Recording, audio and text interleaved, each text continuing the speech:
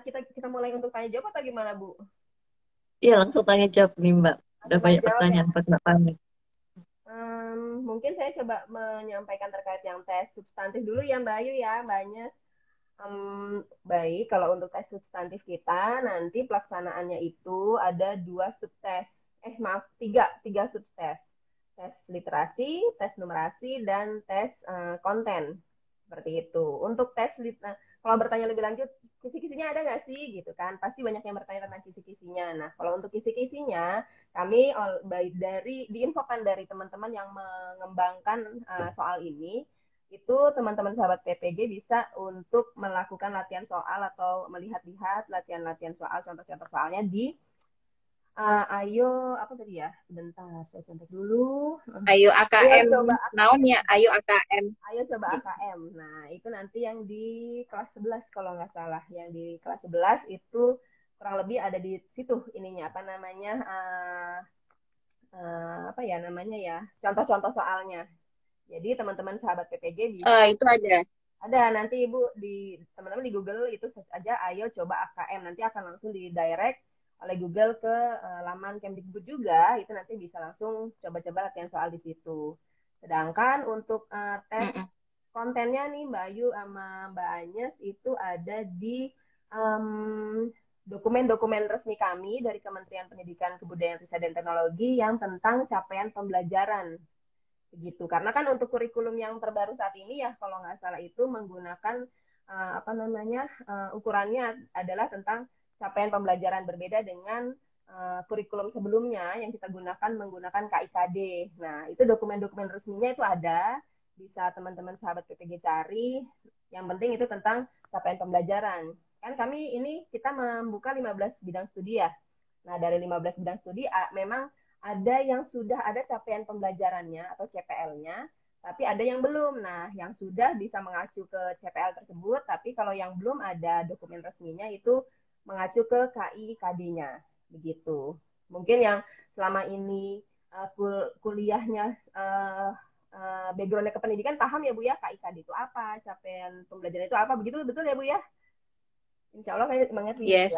paham gitu ya. Itu intinya semuanya ada di dokumen kementerian kami. Nanti tinggal di searching aja. Gitu Bu.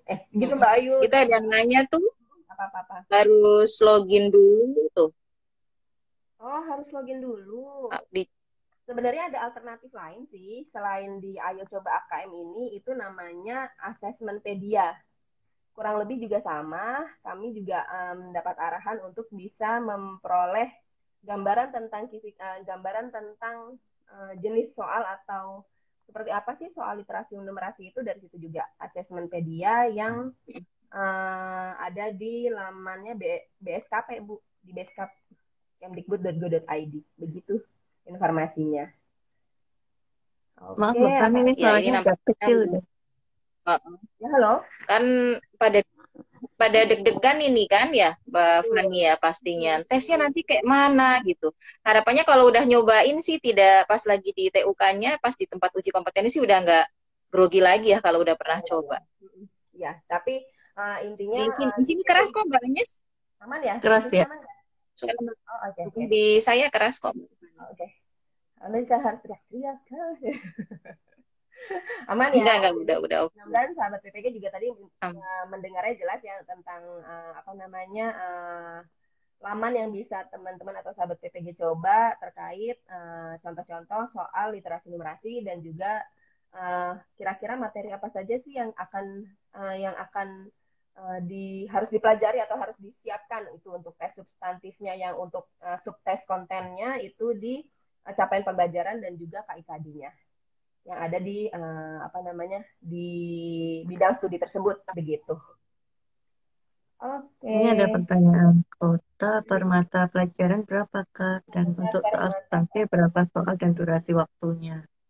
Baik, kalau untuk kuota per mata pelajaran ini kami belum bisa menyampaikan, tapi intinya kuota per mata pelajaran itu kita ambil dari data kebutuhan guru, khususnya dari data pensiun di data pensiun guru di tahun 2023-2024. Seperti itu. Itulah yang menjadi dasar kami nanti akan menentukan masing-masing bidang studi itu kuotanya akan kita ambil berapa banyak. Di samping itu juga ada data tentang kesanggupan dari masing-masing LPTK kita juga.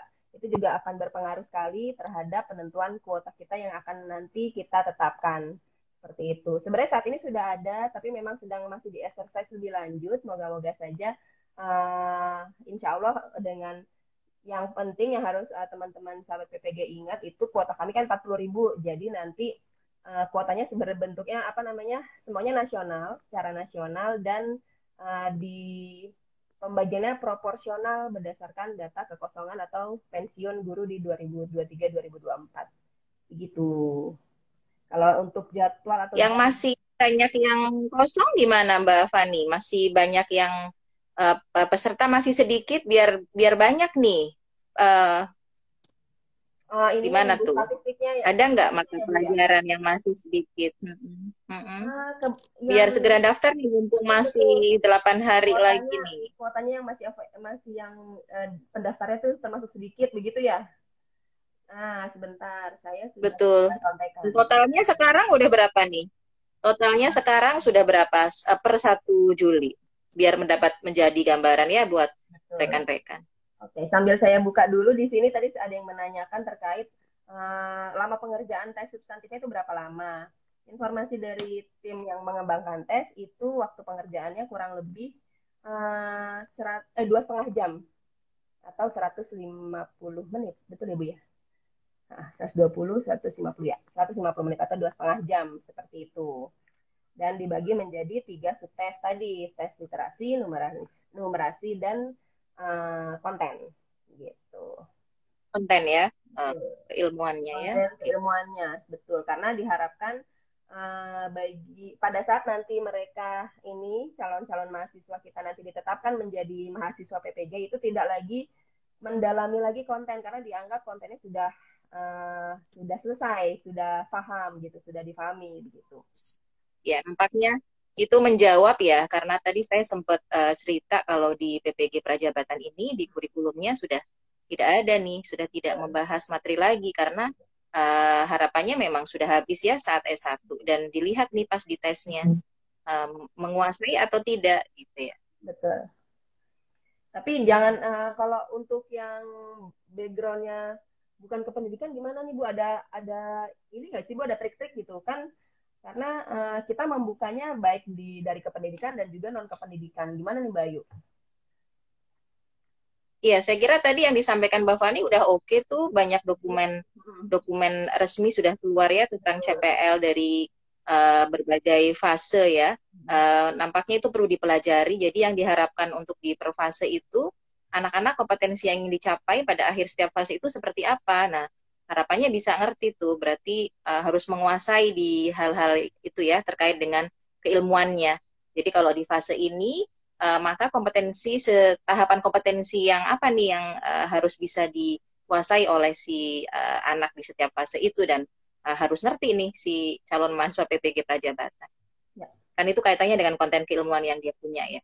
Ya, betul sekali. Terkait RPP, teori belajar, PTK, berarti nggak ada ya Bu? Gitu.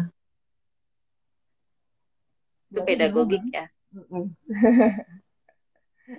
Berarti dianggap sudah tuntas gitu ya Bu ya? Atau gimana Bu?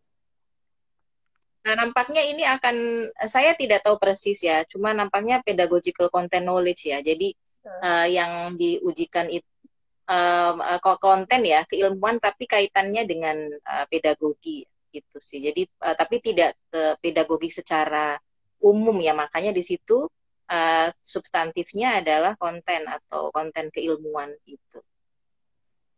Maksudnya mungkin RPP terdiri dari apa gitu ya, kayaknya enggak deh. Mungkin apakah akan dijelaskan PTK lagi enggak ya Bu ya? Iya. Tetapi ini akan berguna Kak Fani, Mbak Fani, ini akan berguna nanti ketika mahasiswa melakukan perkuliahan gitu. Kan sempat ada kekhawatiran. Terus gimana dong yang mahasiswa pendidikan kok harus bersaing sih dengan mahasiswa yang non kependidikan? Kok mereka boleh sih daftar gitu ya menjadi guru? Bisa jadi rekan-rekan dari non kependidikan juga mereka punya passion, punya panggilan jiwa, mereka ingin jadi guru. Nah, terus gimana? Mungkin bedanya saat perkuliahan. Perkuliahan itu di saat ruang kolaborasi, ada diskusi dengan rekan-rekan,